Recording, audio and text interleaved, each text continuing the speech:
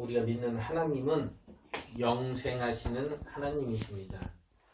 창세기 21장 33절에 아브라함이 부엘세바에 에셀나무를 심고 거기서 영생하시는 여호와의 이름을 불렀다라고 말씀하고 있습니다. 그런데 우리가 이 사용하는 성경 중에 개역 한글판이 있고요, 개역 개정판이 있습니다. 또 다른 번역판에 새 번역이나 이런 번역서들을 쭉 보니까 이 창세기 21장 33절에 개역 한글판에는 영생하시는 여호와의 이름을 불렀다 이렇게 기록이 되어 있는데요, 개역 개정판에는 영원하신 하나님 여호와의 이름을 불렀다 이렇게 기록되어 있습니다. 물론 이제 혼용해서 쓰기도 하지만요, 제가 봤을 때는 개역 한글판에 영생하시는 하나님의 이름을 불렀다라고 하는 그 표현이 더 적절하고 올바로 해석이 되었다라고 생각이 됩니다. 이렇게 말씀드리는 이유는요, 우리가 영생이라고 하는 이 우리의 영원한 삶, 이것을 설명할 때 인간은 누구도 단 한 사람도 영생해 본 적이 없습니다. 그렇기 때문에요, 영생을 설명할 때 이 영생에 대한 그 삶이 추상적으로 느껴질 수 있습니다. 우리 영생하는 거야. 영생이란 영원히 산다는 거죠. 이 영원하신 하나님으로 번역된 성경도 있고 영생하시는 하나님이라고 번역된 책도 있는데, 먼저 영원이라고 하는 말은 어떠한 상태가 그대로 지속되는 겁니다. 그래서 좀 쉽게 말씀드리면요, 나는 너를 영원히 사랑해 이렇게 하죠. 그럼 그 사랑이 변치 않고 영원히 간다는 겁니다. 그 상태가 변함없이 계속 지속되는 겁니다. 이것을 영원이라고 얘기해요. 근데 영생은 영원히 사는 삶을 말하는 겁니다. 그래서 이렇게 놓고 보면 영원이라는 말과 영생이라는 말이 결국 똑같을 수는 없죠. 물론 영생이 영원한 삶이 맞습니다. 변치 않으니까. 우리가 사는 삶이, 우리 지위가 변하지 않습니다. 그래서 요한계시록에 보면요, 거룩한 자는 그대로 거룩하고 의로운 자는 그대로 의롭고 이렇게 표현이 되어 있습니다. 그러니까 의로운 자는 영원히 의로운 겁니다. 우리가 죽은 후에 영원히 사는 삶은요, 내가 의로운 자였다면 그 의로운 것이 영원히 가는 겁니다. 그러니까 영원과 영생이, 영원이라고 하는 말과 영생이라고 하는 말이 똑같은 건 아니지만 또 어떻게 보면 다르다고 표현할 수도 없어요. 참 신기하죠? 그렇지만 이것을 구분할 줄은 알아야 되는 겁니다. 영생은 영원히 사는 삶이고 영원은 그 상태가 지속된다는 얘기입니다. 그러니까 생명이 죽지 않는 것을 영생이라고 하는 것이고, 그리고 그것이 계속 지속되어지는 그 상태를 말할 때가 영원이라고 쓰는 겁니다. 아브라함이 부엘세바에서 에셀나무를 심은 이 사건은요, 아브라함이 이삭을 낳은 이후에 이제 그 같은 21장에 아브라함이 이삭을 낳고요, 이삭과 이스마엘이 분쟁이 있었습니다. 그래서 이제 이스마엘을 내어 쫓고 이삭을 통해서 하나님이 너에게 준 그 약속을 이룰 것이다 하면서 그 주변에 있는 많은 일들을 정리하는 과정이 나옵니다. 그 21장이에요.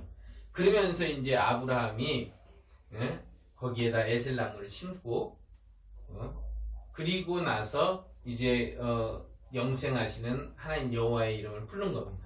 그러니까 아브라함의 입장에서는 자기가 하나님과 오랜 관계를 맺었어도 그 전에는 영생하는 하나님의 이름을 하나님을 찬양하지 않았습니다. 그러나 이제는 이삭을 통해서 자기의 생명과 자기의 하나님이 자기에게 하신 약속이 이어지는 그 광경, 그러한 일들을 경험하면서 아브라함이 드디어 하나님을 영생하시는 분이시구나, 이렇게 불렀다는 겁니다. 그러니까 사람은요, 누구나 다 죽지요. 이 세상에 태어나서 죽습니다. 죽기 때문에 영생이라는 개념을 이해할 수가 없어요. 그렇지만 아브라함은 멀리서 희미하게나마 그것을 본 겁니다. 하나님이 나를 이렇게 지켜주시고 이렇게 인도하셨다면 나는 죽을지라도 내 아들을 통해서 그 약속을 계속 나는 보지는 못할지라도 그것을 이루시는구나. 그렇다면 그가 또 아들을 낳는다면 하나님은 그와 함께 하시겠지. 이게 사람은 죽지만 하나님의 일은 계속 지속되어진다는 겁니다. 이게 이제 아브라함은 그래서 영생이라는 것을 느낀 것이 무엇이냐면, 사람은 나는 죽지만 내 자손을 통해서 이 일이 계속 이어져 나가는 거죠. 우리가 자녀를 낳는 이유도 마찬가지입니다. 나는 죽지만 내 후손을 통해서 더 아름다운 삶, 하나님과의 더 깊은 교제, 하나님과 께서 우리에게 주신 이 약속들을 후손들을 통해서 계속 이어나가는, 이게 점점으로 이어졌지만 이것을 이으면 계속 끊이지 않는 하나의 선이 연결되는 것처럼 우리의 삶이 하나님 앞에서 봤을 때, 하나님께서 봤을 때는 죽음이지만 이것이 계속 그 후손들에게 이어져 나가는구나. 그러니까 하나님은 죽지 않고 영원히 이 일을 하실 수 있는 분이시구나 라는 것을 알았다는 겁니다. 그게 영생이에요. 성경에 그래서 우리는 이 영생하시는 하나님을 아는 겁니다. 이 하나님, 우리가 믿는 이 영생하신 하나님, 오직 그에게만 죽지 아니함이 있다라고 디모데전서 6장 16절에 말씀합니다. 그는 죽지 아니하시는 분이에요. 그러나 사람은 죽지요. 사람은 죽기 때문에 어떻게 죽지 않을 수 있을까라고 하는, 그것이 잘못하면 추상적인 생각적으로만 이해할 수 있지, 우리가 영원히 산다고 하는 삶, 오늘의 삶, 어제의 삶처럼 이 삶에 대한 것을 추상적으로 생각할 수 있다는 겁니다. 영생이. 성경은 그것을 말하는 게 아니에요. 실질적으로 오늘 네가 사는 것처럼 내일도 산다는 거거든요. 그래서 이 영생을 우리는 성경을 통해서 배우는 것이고, 우린 예수를 통해서 영생을 아는 겁니다. 그가 예수를 죽은 자 가운데서 살리셨어요. 사도행전 3장 15절에 그렇게 말씀하죠. 예수를 죽은 자 가운데서 살리셨다. 예수는 자기가 이 땅에 오셔서 나는 부활이요 생명이다 라고 자신을 소개하셨습니다. 요한복음 11장 25절에 말씀합니다. 예수는 죽었다가 부활하셔서 영원히 사시는 생명이시고 하나님 아버지는 그를 살리시는 분이시라는 겁니다. 그러니까 아버지가 없다면, 안 계시다면 아들인 예수가 부활할 수 없죠. 만약에 아버지가 없이 예수께서 부활했다 이렇게 한다면 그건 부활이 아니죠. 까무러친 거지. 그냥 기절했다가 살아난 거죠. 잠깐 자다가 일어난 거지. 그렇지만 그럼 완전히 죽었거든요. 장사한 지 사흘이 됐습니다. 무덤에 있었어요. 그렇게 하고서 그 이후에 하나님께서 그를 죽은 자 가운데서 살리신 겁니다. 예수는 말씀이 육신이 되어 이 땅에 오셨어요. 요한복음 1장 14절에 말씀하십니다. 그 육체를 통해서 오신 것은 그가 아버지 앞에서 자기를 가장 낮추신 모습입니다. 빌립보서 2장 6절에 그는 하나님과 본체, 하나님의 본체시나 하나님과 동등됨을 취할 것으로 여기지 않고 자기를 스스로 낮추셨다는 거거든요. 아버지의 강압에 의해서 넌 나보다 못해 이렇게 해서 나는 못해, 그래서 가스라이팅을 당해갖고 나는 못한가 보다 이렇게 된 것이 아니라 그는 아버지와 동등하신 분이시고 다 모든 것이 같습니다. 그러나 예수께서 스스로 자기를 낮추심으로 인해서 질서가 형성이 되었고, 그리고 자기를 낮추심으로 아버지와 예수가 하나라고 하는 그 영광과 생명을 공유하게 되는 겁니다. 만약에 예수께서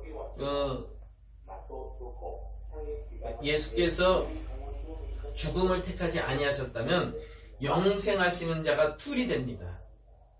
영원하신 분이 둘이 되는 거예요. 영생하시는 자가. 동등하신 분이 둘이 됩니다.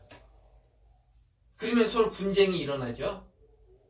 그래서 예수께서는 자기를 스스로 낮추심으로 인해서 아버지를 높이셨죠. 그러므로 인해서 아버지와 하나를 이루셨습니다. 그러니까 이게 진리예요. 이 세상도 마찬가지입니다. 우리가 같은 인격체들이 모여서 살죠. 같은 인격체들이 모여서 사는데 서로 자기 것만 고집하면 어떻게 됩니까? 분쟁이 일어나죠? 똑같이 있어요. 나도 갖고 싶고 얘도 갖고 싶어. 그럼 서로 이것을 갖기 위해서 어떻게 합니까? 싸우죠? 싸워서 이긴 쪽이 갖는 겁니다. 그러나 그 한쪽이 양보를 해서 너 다 가져 이렇게 줘버리면 분쟁이 안 일어나죠? 그러면 다 가진 사람은 어떻습니까? 얘가 고마우니까 얘에게 또 이걸 반을 주면 돼. 이게 질서거든요. 이게 진리예요. 우리가 하나님의 형상의 모양대로 만들어져서 천국에서 영원히 살 것인데, 보세요. 예수와 함께 우리가 영원히 삽니다. 천국에서 예수와 함께 영원히 살고 그 천국은 예수님의 것입니다. 그가 우리에게 이것을 허락하셨어요. 근데 우리가 천국에 가서 예수님이 계신 그곳에 가가지고 이거 내 거야 해갖고 예수님을 무시하고 예수님을 따돌리고 예수님을 괴롭히고 그래버리면 어떻게 될까? 그럼 예수께서 그것을 허락하시겠는가? 또 우리가 거기에 천국을 허락받았는데 나 말고도 다른 사람 수만 명, 수천만 명이 천국에 가겠죠?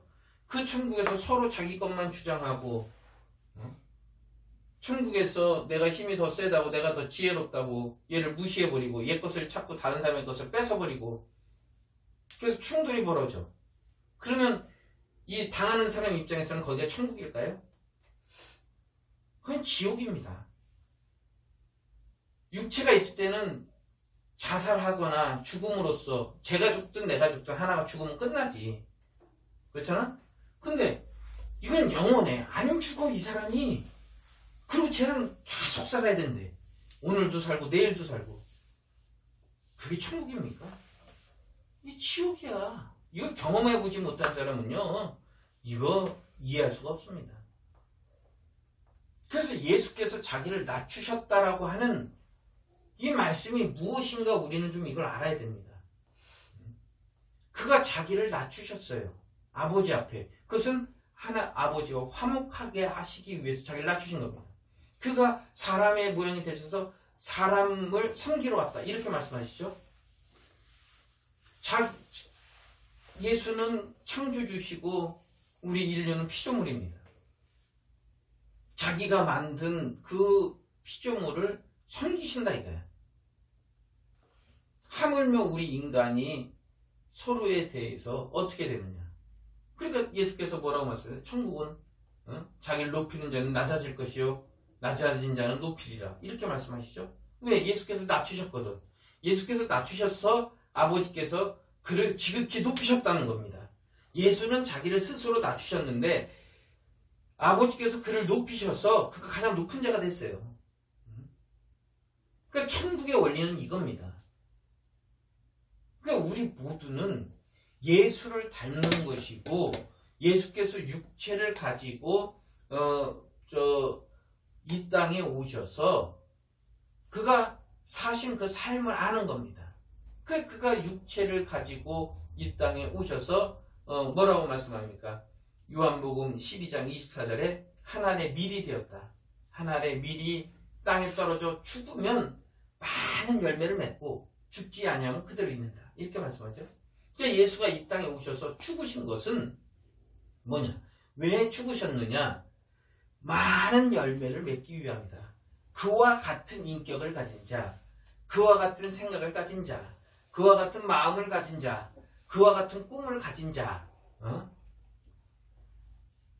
그러한 자들을 많이 거두기 위해서 육체가 되셨다는 겁니다. 그래서 그 육체를 가지고 우리는 이 세상에 살 때 예수를 닮는 겁니다. 예수를 닮아서 그의 열매가 되어지는 것이 우리 그 육체를 가진 사람들의 참된 삶입니다. 그래서 육체가 있을 때, 이 육체가 있을 때의 우리의 삶도 마찬가지입니다. 우리가 육체를 가지고 살 때 우리의 육체는 하나의 기회입니다. 어떤 기회냐? 우리는 예수의 열매가 되고 또 뭐예요? 우리가 많은 열매를 맺을 수 있는 기회라는 거예요. 예수님을 따라서 우리가 살아가고 예수가 나는 포도나무여 너희는 가지니 그러죠? 그 열매를 맺어라 이렇게 말씀합니다. 우리도 육체를 가진 것은 이 땅에서 물론 물질적인 성공도 있습니다. 기독교인도요 물질적으로 성공해야 됩니다. 그러나 그것이 목적은 아니고 그러니까 예수께서 뭐라고 말씀하세요? 먼저 그 나라와 그 의를 구하라 이렇게 말씀하시죠. 이것이 목적입니다. 그리하면 부수적인 것은 너희에게 더하여 주신다. 우리가 죽을 힘을 다해서 1등을 향해 달려가지 않아도 하나님께서 그 모든 것을 우리에게 허락해 주실 것이다. 그러니까 너희의 삶의 목적은 먼저 그 나라와 그 의를 구하는 것이 너희의 삶의 목적이 되어야 된다. 이렇게 말씀하는 겁니다. 그래서 우리도 예수님을 따라서 많은 열매를 맺는 그러한 삶을 사는 겁니다. 우리가 육체를 가진 것도 기회입니다. 무슨 기회? 많은 열매를 맺을 수 있는 기회. 그래서 내가 이 땅에서 죽는 겁니다. 정말 목숨이 죽는 것도 있지만 뭐예요? 내가 나를 낮춤으로 인해서 나를 죽이는 겁니다. 그래서 많은 열매를 우리가 주 앞에 맺는 거예요. 이게 우리 육체를 가진 사람들의 삶입니다. 하나의 열매를 맺을 수 있는 기회예요. 이러한 사람들에게 하나님께서 영생을 허락하셨고 영생을 주셨습니다. 요한복음 3장 15절에 예수께서 말씀하시죠. 저를 믿는 자마다 영생을 얻게 하려 하신다. 이렇게 말씀합니다. 우리가 영생이라고 할 때 이 영생이 무엇인지를 알아야 되는데 예수께서 요한복음 17장 3절에 영생이 뭐냐? 영생은 유일하신 참 하나님과 그가 보내신 자 예수 그리스도를 아는 거라는 겁니다. 이게 영생이라는 거예요. 그러니까 아버지는 서두에서 말씀드렸지만 아버지는 죽지 아니하시는 분이요. 예수는 죽어서 부활을 통해서 영생을 얻고 이 땅에서 육체를 가졌을 때 많은 열매를 맺는다.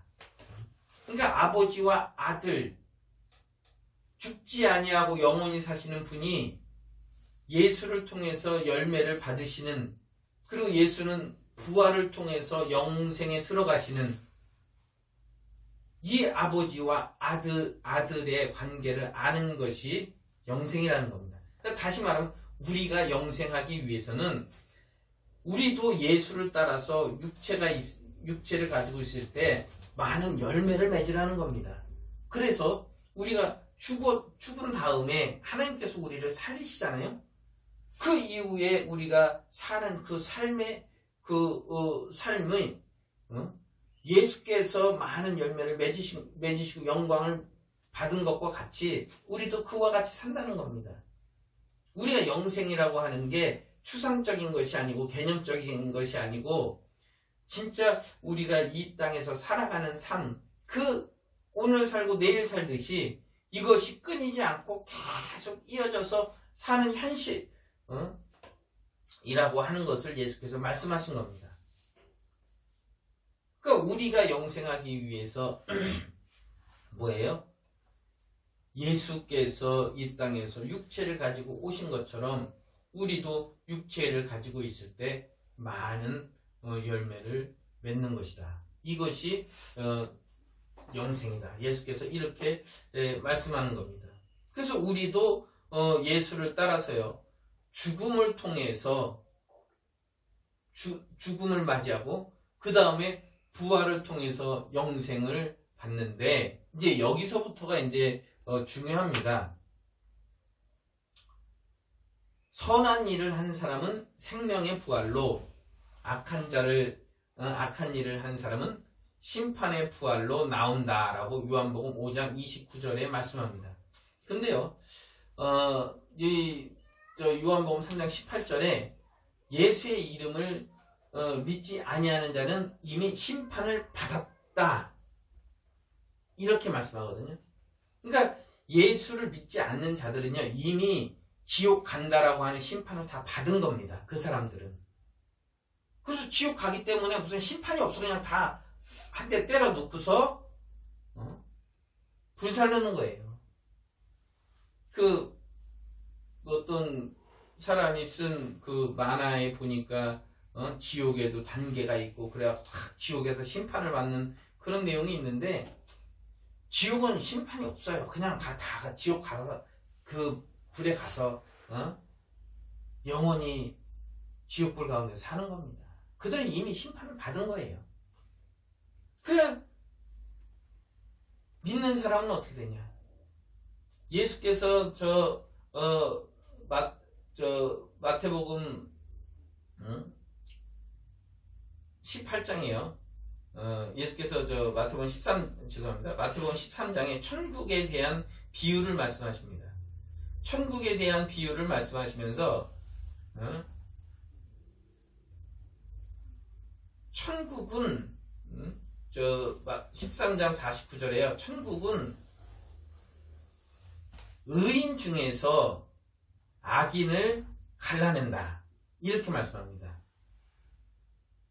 천국은 마치 바다에 치고 각종 물고기를 모으는 그물과 같으니 그물에 가득함에 물가로 끌어내고 앉아서 좋은 것은 그릇에 담고 못된 것은 내어버리느니라. 세상 끝에도 이러하리라. 천사들이 와서 의인 중에서 악인을 갈라내리라. 갈라내어 풀문불에 던져 넣으리니 거기서 울며 이를 갈미 있으리라. 이렇게 말씀합니다. 그러니까 의인 중에서 악인을 갈라낸다는 거죠. 이거는 뭐냐? 이미 예수의 이름을 믿지 않는 사람들은 심판을 받았어요. 그 믿는 사람들은 저 천국에 가서 백보자 심판을 다 받습니다. 첫째 부활에 참여한 사람들은 이미 예수님께서 공중재림할 때 거기에 가서 그들의 모든 것을 다 그 주인과 예수님과 계산을 다 통해요. 그래서 그 사람들은 심판을 받지 않습니다. 그러나 첫째 부활에 참여하지 못한 자들은 예수께서 백보자 앞에 앉으셔서 심판할 때에 그 심판대 앞에 다 나옵니다. 그래서 그들이 행한 대로 예수께서 갚으신다, 이렇게 말씀하시죠. 여기에 이제 그 심판이 주어지는 겁니다. 심판을 하는 겁니다. 행한 대로. 그래서 무서운 거예요. 정말 신앙을 가진 자들이 선한 일을 행하느냐, 선한 일을 행치 아니하느냐.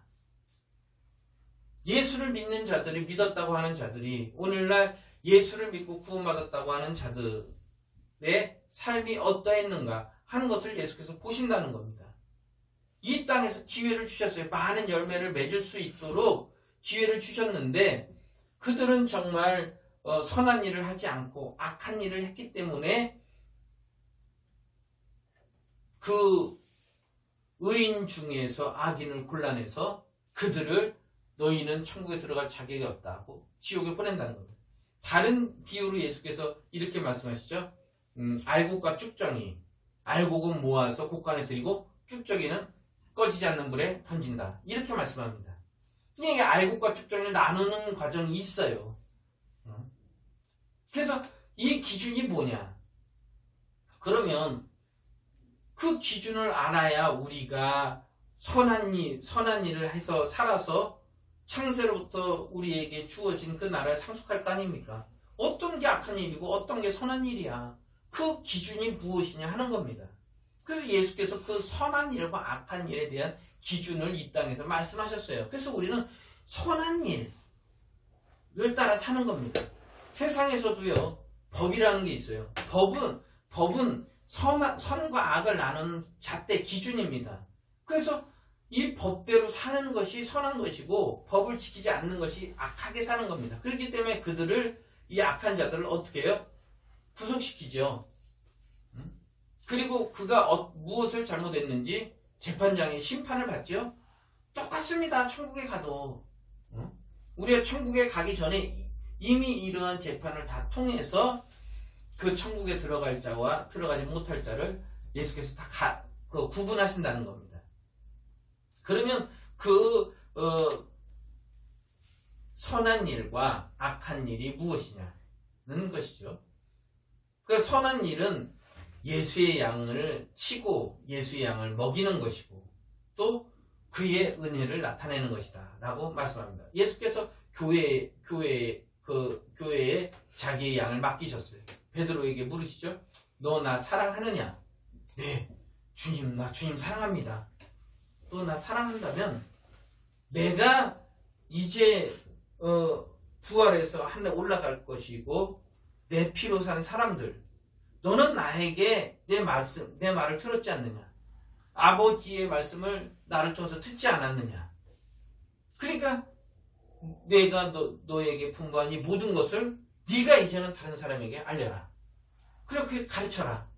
그래서 그가 너와 같이 아버지를 알고 예수를 알게끔 네가 이제는 가르치는 것이다. 그래서 그의 양을 먹이고 그의 양을 치라는 겁니다. 이게 선한 일이에요. 그리고 뭐예요? 그의 양을 먹이고 치는데 그의 양은, 예수의 양은 어떠한 자들이냐? 지극히 작은 자요, 병든 자요, 아픈 자요, 옥에 갇힌 자요.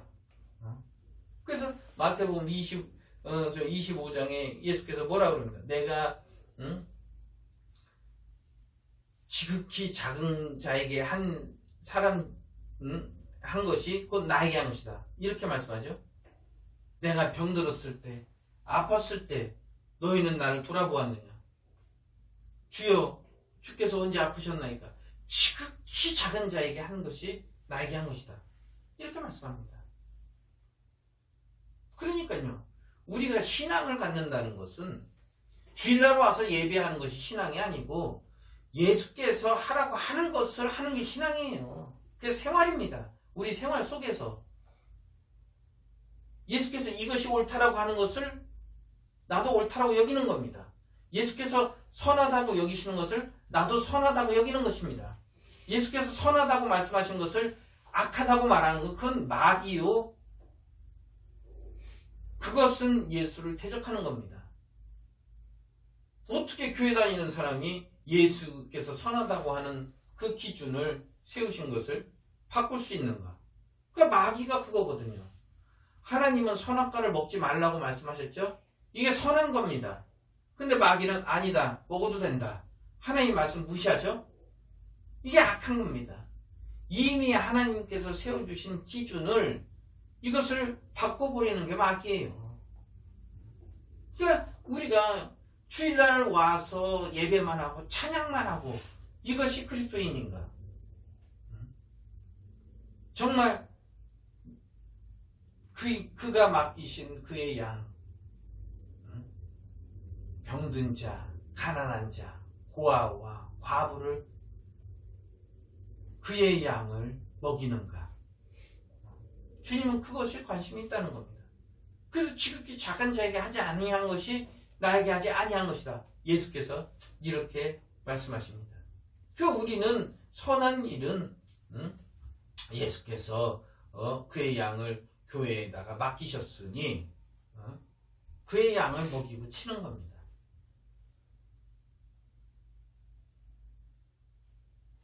또 악한 일은 뭐냐? 그럼 악한 일은 뭐냐? 예수의 양을 돌보지 않는 겁니다.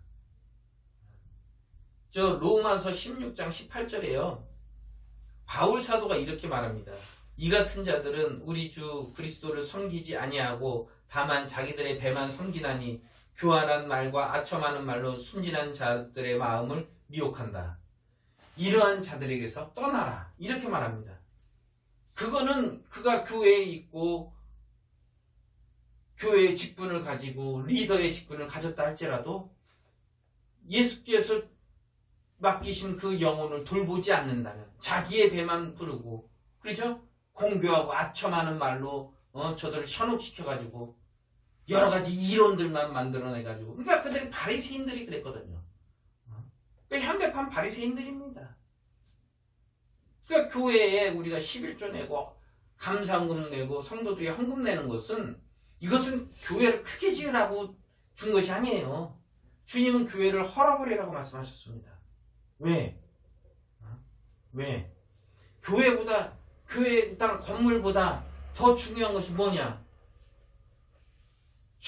한 사람의 영혼이 그 영혼 하나가 교회당 건물보다 중요하다는 거예요.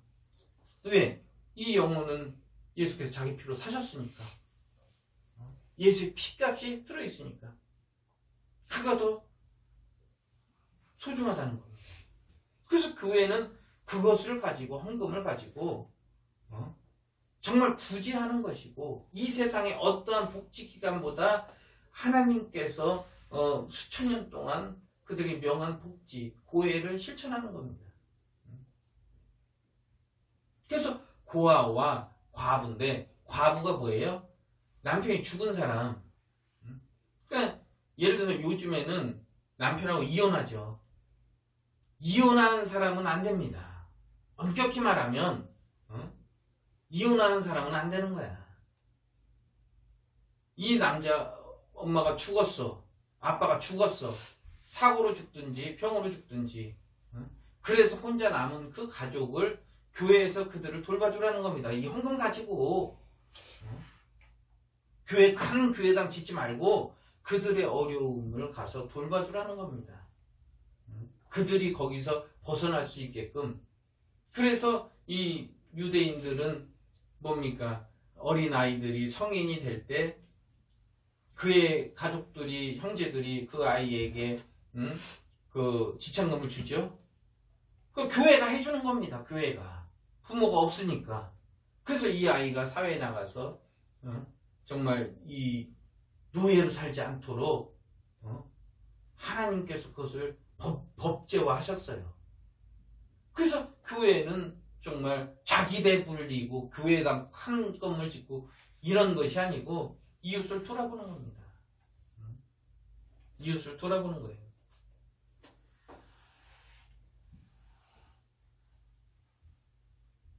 그래서 그 악한 일은 뭐예요?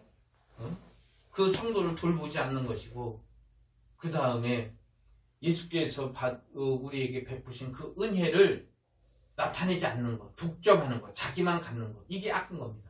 그래서요, 예수께서 마태복음 그 18장에 베드로에게 말씀합니다. 베드로가 예수님께 물었어요. 선생님, 사람이 나에게 잘못을 했습니다. 그럼 내가 저 사람이 몇 번을 용서합니까? 베드로 생각에, 야, 내가 한 7번 정도 용서해줬어. 그럼 예수님께서 야, 너 용서 많이 했다. 칭찬하겠지? 생각한 거야. 그래서 베드로가 7번 정도면 되겠지요. 라고 예수님께 물어봅니다. 그러니까 예수님께서 뭐라고 그래요? 야, 7번뿐만 아니라 70번씩 7번이라도 너에게 용서를 구한다면 용서해줘라. 근데 이 용서라는 게 용서를 내가 미안하다라고 했을 때 용서를 해주는 것이지 미안하다고도 안 하고 이 사람이 미안한 걸 못 느껴. 용서하는 거 아닙니다. 그건 용서 안 해도요 법적으로 걸리는 게 아니에요. 오히려 그것을 그렇게 하면 그 사람을 망치고 방치하는 거지. 그 사람이 잘못을 깨닫게 해주고 그래서 그 사람이 내가 이것은 잘못이구나 해서 잘못을 사과한다면 용서해주라는 겁니다.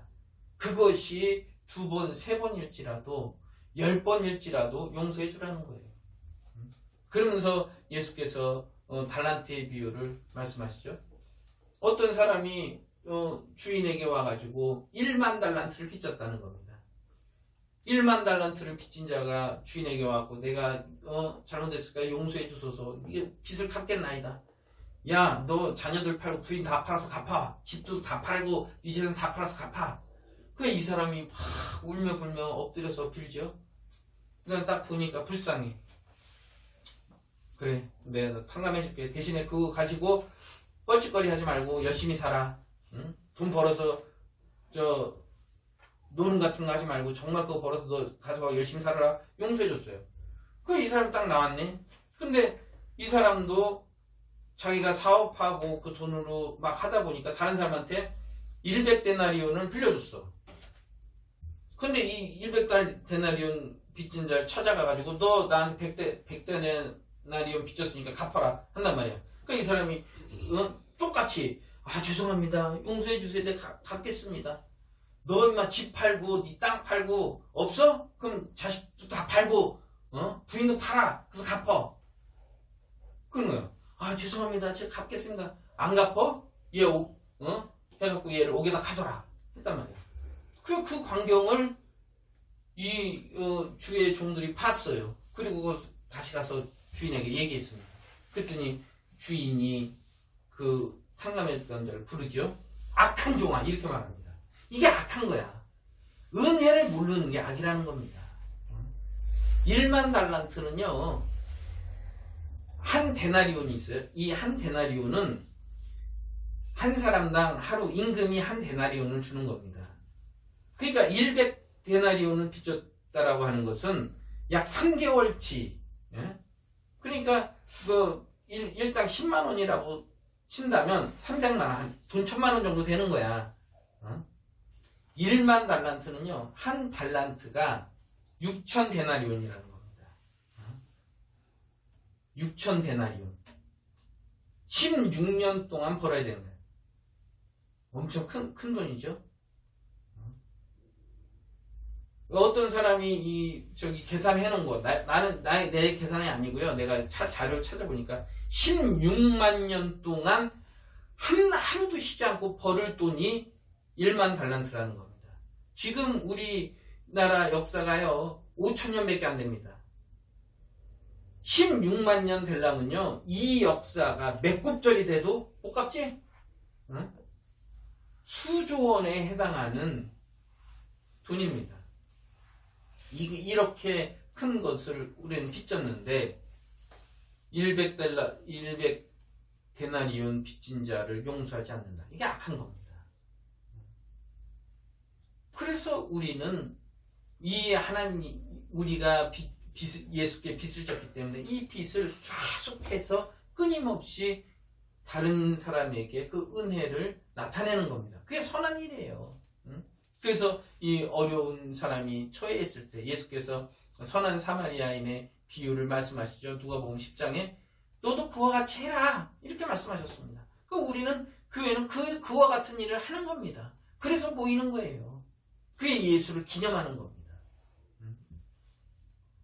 성령은 양선의 열매를 맺힌다 그러죠. 양선이면 선한 일을 지속적으로 행하는 것. 그것을 양선이라고 합니다. 그러니까 성령은 양선의 열매, 선하게 살 수 있도록 우리를 도우신다는 겁니다.